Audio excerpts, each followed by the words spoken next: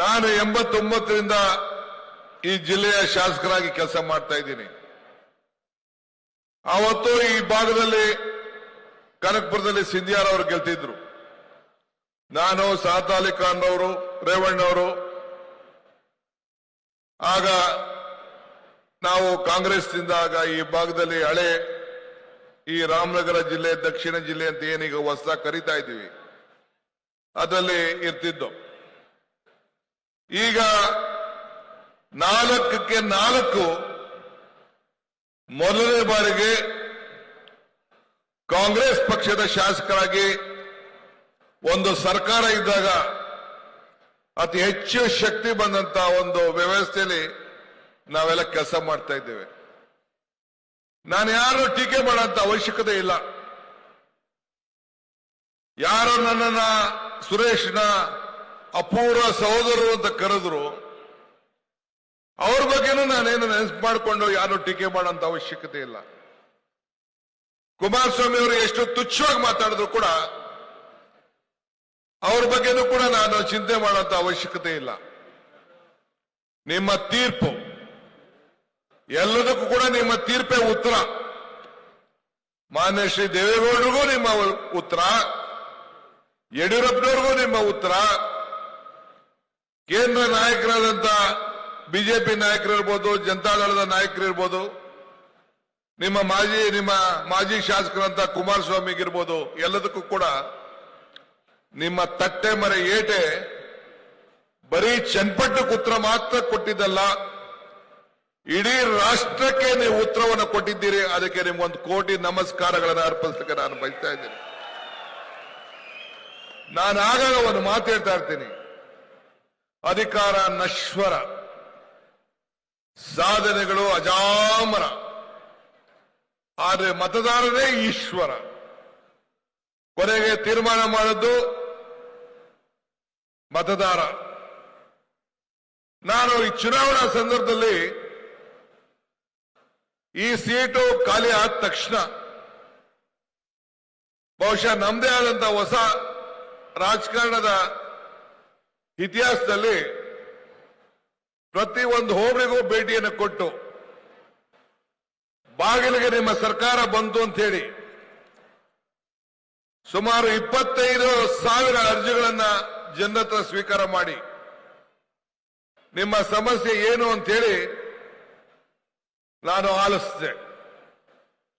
ಬಹುಶಃ ಬಹಳ ಜನ ಎಲ್ಲ ತಾವೆಲ್ಲ ಬಂದು ಪಕ್ಷ ಭೇದವನ್ನು ಮರೆತು ಅರ್ಜಿಯನ್ನ ಕೊಟ್ರಿ. ಸುಮಾರು 19,000 ಜನ ಮನೆ ಇಲ್ಲ, ಸೈಟ್ ಇಲ್ಲ ಅಂತೇಳಿ ಅರ್ಜಿಯನ್ನ ಕೊಟ್ರಿ. ಬೇರೆ ಬೇರೆ ಪಾಣಿ ಇಲ್ಲ, ಖಾತೆ ಆಗಿಲ್ಲ, ಜಮೀನು ಮುಂಜಾಗ್ರತೆಯಲ್ಲಿ ಅಂತ ಅರ್ಜಿಗಳನ್ನ ಕೊಟ್ರಿ. ಅದನ್ನೆಲ್ಲ ನಾನು ನನ್ನ ಕೆಲಸಗಳನ್ನ ಪ್ರಾರಂಭ ಮಾಡಿ ನಿಮ್ಗೆ ಒಂದು ಮಾತು ಕೊಟ್ಟಿದ್ದೆ. ನನ್ನ ಜವಾಬ್ದಾರಿ ಇಲ್ಲಿ ಯಾರು ಕ್ಯಾಂಡಿಡೇಟ್ ಆಗ್ತಾರೆ ಅದು ಮುಖ್ಯ ಅಲ್ಲ. ಈ DK ಶಿವಕುಮಾರ್ ಕ್ಯಾಂಡಿಡೇಟ್ ಅಂತ ನಾನು ಹೇಳಿದ್ದೆ. ಇವತ್ತು ಹೇಳ್ತಾ ಇದ್ದೀನಿ, ಯೋಗೇಶ್ ಅಲ್ಲ ಕ್ಯಾಂಡಿಡೇಟು, ಈ DK ಶಿವಕುಮಾರ್ ಕ್ಯಾಂಡಿಡೇಟ್ ಅನ್ನೋ ಮಾತನ್ನ ಈ ಸಂದರ್ಭದಲ್ಲಿ ನಾನು ಹೇಳ್ತಾ ಇದ್ದೇನೆ. ನಾನು ಯೋಗೇಶು, ಬಾಲಕೃಷ್ಣ, ಇಕ್ಬಾಲ್ ಹುಸೇನ್ ನಾವೆಲ್ಲ ಸೇರಿ ನಮ್ಮ ವಿಧಾನ ಪರಿಷತ್ತಿನ ಸದಸ್ಯರಾದಂತ ರವಿ, ಪುಟ್ಟಣ್ಣ, ರಾಮೋಜಿಗೌಡರು ಮತ್ತು DK ಸುರೇಶ್ ಅವ್ರನ್ನ ಸಹಕಾರದೊಂದಿಗೆ ಮುಂದಕ್ಕೆ ಈ ಜಿಲ್ಲೆಯಲ್ಲಿ ನಾವೇನ್ ಮಾಡಬೇಕು ಅನ್ನೋದು ಬಹಳ ಮುಖ್ಯ. ಈಗಾಗಲೇ ನಾನು ಚರ್ಚೆ ಪ್ರಾರಂಭ ಮಾಡಿದ್ದೇನೆ.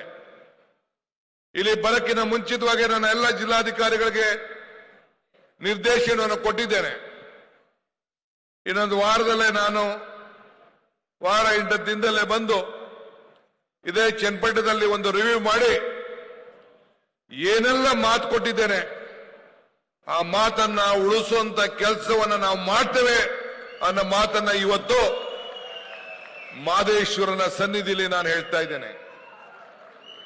ನಾನು ಯೋಗೇಶ್ ಅವರು ದೇವಸ್ಥಾನ ಕಟ್ಟಿದ್ದಾರೆ, ಬಿಸ್ಲಮ್ಮನ ದೇವಸ್ಥಾನ ಕಟ್ಟಿದ್ದಾರೆ, ಮಾದೇಶ್ವರ ದೇವಸ್ಥಾನ ಕೂಡ ಕಟ್ಟಿಸಿದ್ದಾರೆ.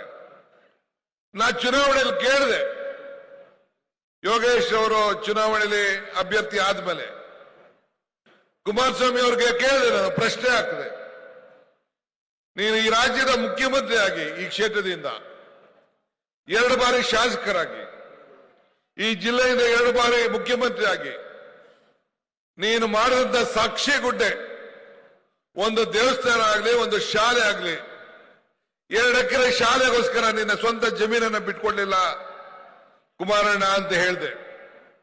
ಅದಕ್ಕೆ ಉತ್ತರ ಎಲ್ಲೂ ಕೂಡ ಬರಕ್ ಆಗ್ಲಿಲ್ಲ. ಈಗ ನಾನು ಕೇಳೋದಿಲ್ಲ, ಉತ್ತರ ನಾನು ಕೇಳಕ್ ಹೋಗುದಿಲ್ಲ, ನನಗೆ ಅವಶ್ಯಕತೆ ಇಲ್ಲ. ನೀವೇ ಉತ್ತರ ಕೊಟ್ಬಿಟ್ಟಿದ್ದೀರಿ ನೀವು. ಈಗ ಮುಂದಕ್ಕೆ ನಮ್ಮ ಮೇಲೆ ಜವಾಬ್ದಾರಿ ಇದೆ. ಸುರೇಶ್ ಅವರು ದೀಪ ಹಚ್ಚಿಸ್ಬೇಕಾದ್ರೆ ಹೇಳ್ತಾ ಇದ್ರು, ನೀವು 4 ಜನ ಸೇರಿ ಒಟ್ಟಿಗೆ ಹಚ್ಚಿ ಅದೇನ್ ಮಾಡ್ತೀನಿ ನೋಡಿದ್ದೀವಿ ಅಂತೇಳಿ ಸವಾಲಾಗ್ತಾ ಇದ್ರು. ಯೋಗೇಶ್ ಅವರೇ, ಈ ಸವಾಲ್ನ ನೀನು ಸ್ವೀಕಾರ ಮಾಡಬೇಕು, ನಾನು ಸ್ವೀಕಾರ ಮಾಡಬೇಕು, ಬಾಲಣ್ಣನು ಸವಾಲು ಸ್ವೀಕಾರ ಮಾಡಬೇಕು, ಮತ್ತು ಇಕ್ಬಾಲ್ ಹುಸೇನು ಸವಾಲು ಸ್ವೀಕಾರ ಮಾಡಬೇಕು. ಜನರ ಕಣ್ಣಿಗೆ ಗೊತ್ತಾಗಬೇಕು. ನಾವು ಸಾಕ್ಷಿ ಗುಡ್ಡೆಗಳನ್ನ ಬಿಟ್ಟು ಹೋಗ್ಬೇಕು. ನಾವು ಇವತ್ತು ಚನ್ನಪಟ್ಟಣ ಮತದಾರರಿಗೆ ಅವರ ಕಣ್ಣಿಗೆ ಮಣ್ಣನ್ನ ಬೂದಿಯನ್ನ ಏರಿಸಲಿಕ್ಕೆ ಸಾಧ್ಯ ಇಲ್ಲ ಅನ್ನೋದಕ್ಕೆ ಇವತ್ತು ನಮ್ಮನ್ನ 25,000 ಅಂತರದಿಂದ ಗೆಲ್ಲಿಸಿ ಇಡೀ ರಾಜ್ಯಕ್ಕೆ ಒಂದು ದೊಡ್ಡ ಸಂದೇಶವನ್ನ ಕಳಿಸ್ಕೊಟ್ಟಿದ್ದಾರೆ. ಇವತ್ತು ನನ್ನ ಮೇಲೆ, ಈ ಡಿ.ಕೆ. ಶಿವಕುಮಾರ್ ಮೇಲೆ, ಸಿದ್ದರಾಮಯ್ಯನವ್ರ ಮೇಲೆ ನಂಬಿಕೆಯನ್ನು ಇಟ್ಟು ಈ ಗ್ಯಾರಂಟಿ ಯೋಜನೆಗಳು ಮತ್ತು ಅಭಿವೃದ್ಧಿ ಮೇಲೆ ನಂಬಿಕೆಯನ್ನು ಇಟ್ಕೊಂಡು ಇವತ್ತು ಅನೇಕರು ಮತದಾರವನ್ನು ಕೊಟ್ಟಿದ್ದಾರೆ. ಈಗ 600ಕ್ಕೂ ಹೆಚ್ಚು ಕೋಟಿ ರೂಪಾಯಿ ಹಣ ವಿವಿಧ ರೀತಿಯಲ್ಲಿ ತಂದು ಈಗಾಗಲೇ ಕೆಲಸ ಪ್ರಾರಂಭ ಕೂಡ ಆಗಿದೆ. ಈಗ ನಾವು ನಿಮ್ಗೆ ಅಭಿವೃದ್ಧಿ ಬೇಕೋ ಇಲ್ಲ ಕಣ್ಣೀರು ಬೇಕೋ ಇದನ್ನು ನಿರ್ಧಾರ ಮಾಡಿ ಅಂತ ಕೂಡ ನಿಮ್ಮೆಲ್ಲರೂ ಕೂಡ ನಾವು ಮನವಿ ಮಾಡಿದ್ವು. ನಿಮ್ಗೆ ಕಣ್ಣೀರು ಬೇಡ, ಅಭಿವೃದ್ಧಿನೇ ಬೇಕು ಅಂತೇಳಿ ನೀವೆಲ್ಲ ತೀರ್ಮಾನವನ್ನು ಮಾಡಿ ಆಯ್ಕೆಯನ್ನು ಮಾಡಿದ್ದನ್ನ ನಾವು ಮರೆಯಲಿಕ್ಕೆ ಸಾಧ್ಯ ಇಲ್ಲ. ನಿಮ್ಮ ಭಾವನಾತ್ಮಕವಾದಂತಹ ಅನೇಕ ಮಾತುಗಳನ್ನು ಕೂಡ ಜನತಾದಳದವರು, ಬಿಜೆಪಿಯವರು ಮಾತಾಡಿದ್ರು. ಅದಕ್ಕೆ ನೀವು ಒಪ್ಪಲಿಲ್ಲ. ಬ್ಲಾಕ್ ಮೇಲ್ಗೂ ನೀವು ಯಾರು ಒಪ್ಪಲಿಲ್ಲ. ನೀವು ಜಗ್ಲೂ ಇಲ್ಲ, ಬಗ್ಲೂ ಇಲ್ಲ.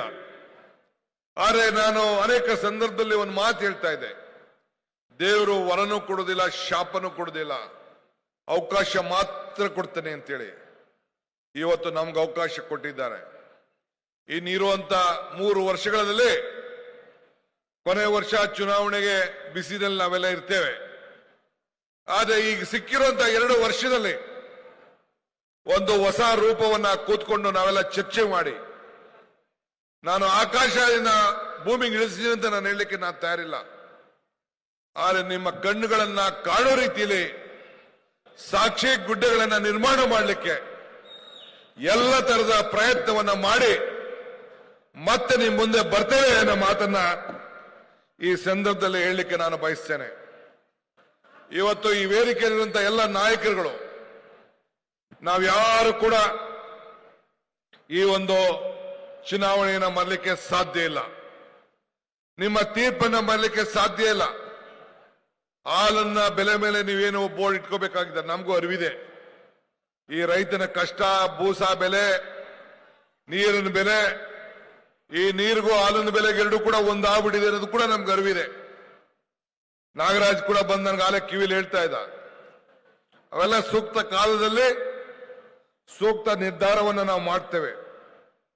ನೀವು ಹಣಕ್ಕೆ ಬೆಲೆ ಕೊಡ್ಲಿಲ್ಲ, ಗುಣಕ್ಕೆ ಬೆಲೆ ಕೊಟ್ರಿ.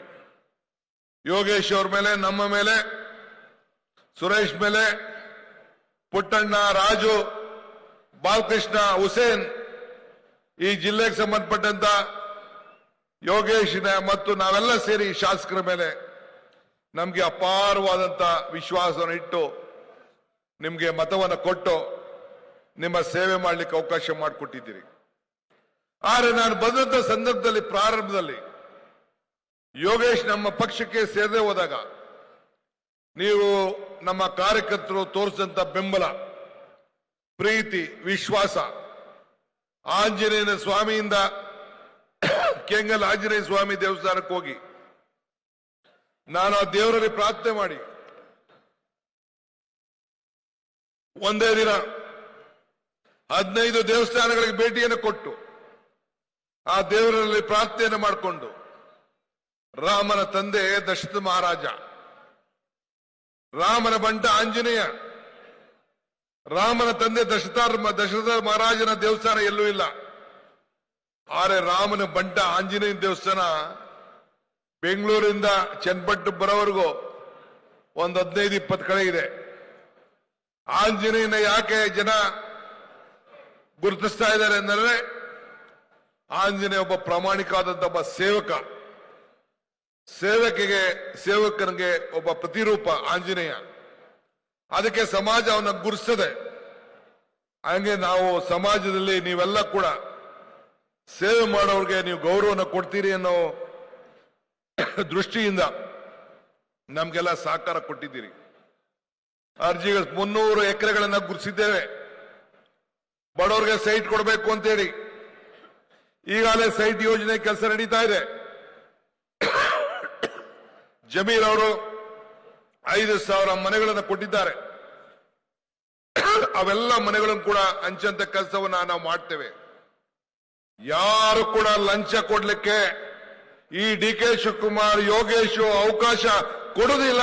ನೀವೊಬ್ರು ಕೂಡ ಒಂದು ಸೈಟ್ಗಾಲಿ ಒಂದು ಮನೆಗಾಲಿ ಯಾರು ಕೂಡ ಲಂಚ ಕೊಡಬಾರ್ದು. ಇದು ನಮ್ಮೆಲ್ಲರ ಮನವಿ ನಿಮ್ಗೆ.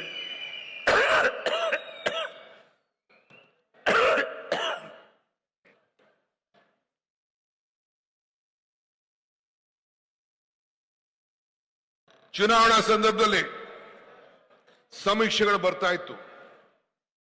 ನಾನು ಚುನಾವಣೆ ಮುಂಚಿತವಾಗಿ ಹೇಳಿದೆ ನನ್ನ ಮಾಧ್ಯಮ ಸ್ನೇಹಿತರಿಗೆ, ನೀವು ಬರ್ಕೊಳ್ಳಿ, 135 ಅಲ್ಲ ನಮ್ಮ ನಂಬರ್. ಒಂದು ಸಂಡೂರ್ ವೇಕೆಂಟ್ ಆಗಿತ್ತು. 135 ಅಲ್ಲ, ನಮ್ಮ ನಂಬರ್ 138 ಅಂತ ಹೇಳಿದೆ. ಇಲ್ಲೂ ಚನ್ನಪಟ್ಟಣದಲ್ಲೂ ಹೇಳಿದೆ ನಾನು, 3ಕ್ಕೆ 3 ಗೆಲ್ತೀವಿ. ಮುಖ್ಯಮಂತ್ರಿಗಳ ಸುಪುತ್ರ ಬೊಮ್ಮಾಯಿ, ಮಾಜಿ ಮುಖ್ಯಮಂತ್ರಿಗಳ ಸುಪುತ್ರ, ಆ ಸೀಟು ಗೆಲ್ತೀವಿ. ಕುಮಾರಸ್ವಾಮಿಯ ಸುಪುತ್ರ ನಿಖಿಲ್, ಈ ಸೀಟು ಗೆಲ್ತೀವಿ ಅಂತ ನಾನು ಹೇಳಿದೆ.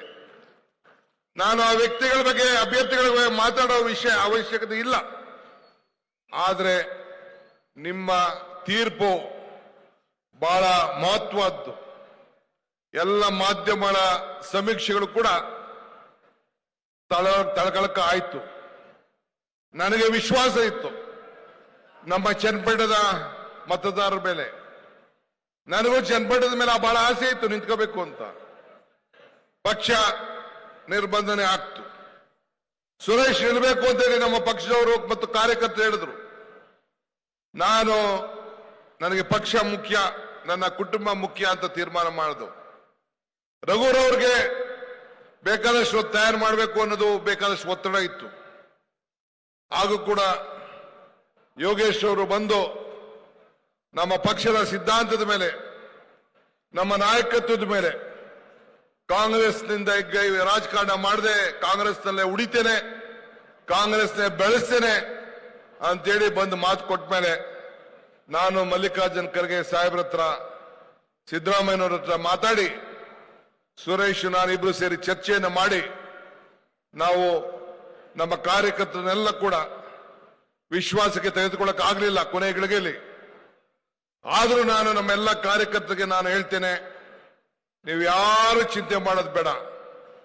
ನಾನು ಯೋಗೇಶು, DK ಸುರೇಶು ನಿಮ್ಮನ್ನೆಲ್ಲ ರಕ್ಷಣೆ ಮಾಡುವಂತ ಜವಾಬ್ದಾರಿ ನಾವು ಮಾಡೇ ಮಾಡ್ತೀವಿ ಅನ್ನೋ ಮಾತನ್ನ ಈ ಸಂದರ್ಭದಲ್ಲಿ ಹೇಳಲಿಕ್ಕೆ ನಾನು ಬಯಸ್ತಾ ಇದ್ದೇನೆ. ಇವತ್ತು ನಿಮ್ಮೆಲ್ಲರಿಗೂ ಹೇಳೋದಿಷ್ಟೇ,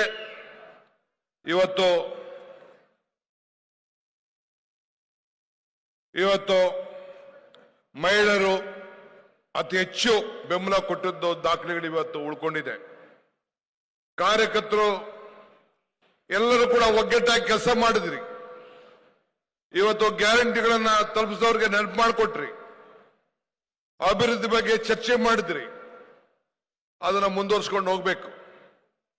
ಯಾರು ಕೂಡ ಚಿಂತೆ ಮಾಡೋದು ಬೇಡ. ಏನೇ ವಿಚಾರ ಇದ್ರೂ ಕೂಡ ನಾನು ನಿಮ್ಮ ಜೊತೆಯಲ್ಲಿ ಇರ್ತೇನೆ. ಸುರೇಶ್ ಅವರ ಜೊತೆಯಲ್ಲಿ ಇರ್ತಾರೆ, ಪುಟ್ಟಣ್ಣ ಅವ್ರ ಜೊತೆಯಲ್ಲಿ ಇರ್ತಾರೆ, ಬಾಲಕೃಷ್ಣ, ಇಕ್ಬಾಲ್ ಹುಸೇನ್ ಎಲ್ಲ ಕೂಡ ನಿಮ್ಮ ಜೊತೆಯಲ್ಲಿ ಈ ಜಿಲ್ಲೆಯಲ್ಲಿ ನಮ್ಮ ಮಾಜಿ ಶಾಸಕರುಗಳ ಆದಿಯಾಗಿ MLC ರವಿ ಆದಿಯಾಗಿ ಎಲ್ಲರೂ ಕೂಡ ನಾವೆಲ್ಲ ಇಟ್ಕೊಂಡು ಜೊತೆಲಿ ಇಟ್ಕೊಂಡು ನಿಮ್ಮ ಕೆಲಸವನ್ನ ನಾವು ಸತತವಾಗಿ ನಾವು ಮಾಡಿಕೊಂಡು ನಾವು ಬರ್ತೇವೆ. ಆದ್ರಿಂದ ಇಷ್ಟು ದೊಡ್ಡ ಬಹುಮತವನ್ನ ಈ ಕ್ಷೇತ್ರದ ಇತಿಹಾಸದಲ್ಲಿ ಮೊದಲನೇ ಬಾರಿಗೆ 25,000ಕ್ಕೂ ಹೆಚ್ಚು ಮತಗಳನ್ನ ತಾವೆಲ್ಲ ಕೊಟ್ಟಿದ್ದೀರಿ. ಇವತ್ತು ನಾನು ಮಾತಾಡಿದ ಮಾತು 3 ಕೂಡ ಗೆದ್ದೇ ಗೆಲ್ತೇವೆ ಅಂತ ಏನು ಆತ್ಮವಿಶ್ವಾಸ ನನಗೆ ಇತ್ತು, ಆ ಆತ್ಮವಿಶ್ವಾಸಕ್ಕೆ ನೀವೆಲ್ಲ ಕೂಡ ಶಕ್ತಿ ತುಂಬಿದ್ದೀರಿ. ನಿಮ್ಮ ಋಣವನ್ನ ತೀರಿಸ್ತೇವೆ. ಸೊ ಅದರಿಂದ ಇನ್ನು ಮುಂದೊಂದು ದಿನದಲ್ಲಿ ಬಂದು ಅಭಿವೃದ್ಧಿಯ ಪಥಕ್ಕೆ ತೆಗೆದುಕೊಂಡು ಹೋಗ್ತೇನೆ. ಮುಂದೆ ಸೋಗಾಲ, ಸದ್ಯಕಾಲಕ್ಕೆ ಭೇಟಿ ಕೊಡುವಂತ ಕಾರ್ಯಕ್ರಮ ಕೂಡ ನಾನು ಯೋಗೇಶ್ ಅವರು ನಾವೆಲ್ಲ ಮಾತಾಡಿದ್ದೇವೆ.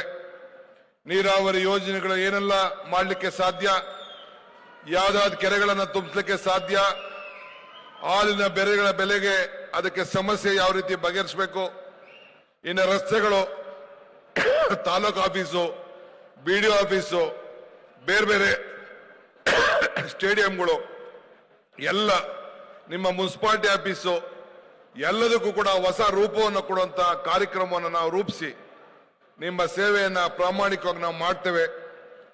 ಬೆಂಗಳೂರಿಂದ ಬಂದಂತ ಅನೇಕ ನಾಯಕರು, ಕಾರ್ಯಕರ್ತರು ಎಲ್ಲರೂ ಕೂಡ ತಮ್ಮ ಮುಖಾಂತರ ಅಭಿನಂದಿಸಿ ತಾವು ಕೂಡ ಹಳ್ಳಿಗೆ ಹೋಗಿ ಇನ್ನು ಮುಂದಕ್ಕೆ ಪಾಪ ಜನತಾದಳದ ಕಾರ್ಯಕರ್ತರು ಪಾಪ ಅವ್ರಿಗೆ ಹೇಳ್ಬೇಕು, ಇನ್ ಯಾಕೆ ಅವರನ್ನು ಇಲ್ಲಿ ಟೈಮ್ ವೇಸ್ಟ್ ಮಾಡ್ಕೊಳ್ಳೋದು ಬೇಡ.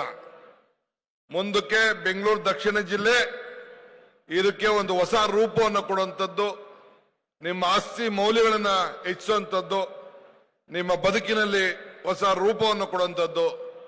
ಆ ಕೆಲಸಕ್ಕೆ ನಾವೆಲ್ಲ ಸೇರಿ ಒಗ್ಗಟ್ಟಿನಿಂದ ಕೆಲಸ ಮಾಡೋಣ ಅಂತ ಹೇಳಿ ಅನೇಕರಿಗೆ ನೀವು ತಿಳುವಳಿಕೆ ಕೊಡುವಂತ ಕೆಲಸ ಕೂಡ ತಾವು ಮಾಡಬೇಕು. ಒಬ್ಬ ವ್ಯಕ್ತಿಗೋಸ್ಕರ ಇಡೀ ಪಕ್ಷವನ್ನೇ ಬಲಿ ಕೊಟ್ಟದ್ದಂತ ಚರಿತ್ರೆ ನಾನೀಗ ಚರ್ಚೆ ಮಾಡಬೇಕಾದಂತ ಅವಶ್ಯಕತೆ ಇಲ್ಲ. ಇಷ್ಟು ಮಾತ್ರ ಹೇಳಿ ತಮ್ಮೆಲ್ಲರೂ ಕೂಡ ವಂದಿಸಿ ಮತ್ತೊಮ್ಮೆ ಶುಭ ಹಾರೈಸಿ ಎಲ್ಲ ನನ್ನ ನಾಯಕರುಗಳಿಗೆ, ಕಾರ್ಯಕರ್ತರಿಗೆ, ಮತದಾರರಿಗೆ ಮತ್ತೊಮ್ಮೆ ಕೋಟಿ ನಮಸ್ಕಾರಗಳನ್ನು ತಿಳಿಸಿ, ಯೋಗೇಶ್ ಅವರು ಕೂಡ ಹಿರಿಯ ಶಾಸಕರಾಗಿದ್ದಾರೆ, ಅನುಭವ ಇದ್ದಾರೆ, ತಮ್ಮೆಲ್ಲರನ್ನ ಒಟ್ಟಿಗೆ ತೆಗೆದುಕೊಂಡೋಗಿ ಕೆಲಸ ಮಾಡ್ತಾರೆ ಅನ್ನೋ ಆತ್ಮವಿಶ್ವಾಸ ನನಗಿದೆ. ನಾನು ಕೂಡ ಕೈ ಜೋಡಿಸಿ ಆ ಕೆಲಸವನ್ನು ಮಾಡ್ತೇನೆ ಅನ್ನೋ ಮಾತನ್ನ ಹೇಳಿ, ಸರ್ಕಾರ ನಿಮ್ಮ ಸರ್ಕಾರ, ನಾನು ಸಿದ್ದರಾಮಯ್ಯನವರು ನಿಮ್ಮ ಜೊತೆಯಲ್ಲಿ ಇದ್ದೇವೆ ಅನ್ನೋ ಮಾತನ್ನ ಹೇಳಿ ನಾನು ಮಾತು ಮುಗಿಸ್ತೇನೆ. ನಮಸ್ಕಾರ.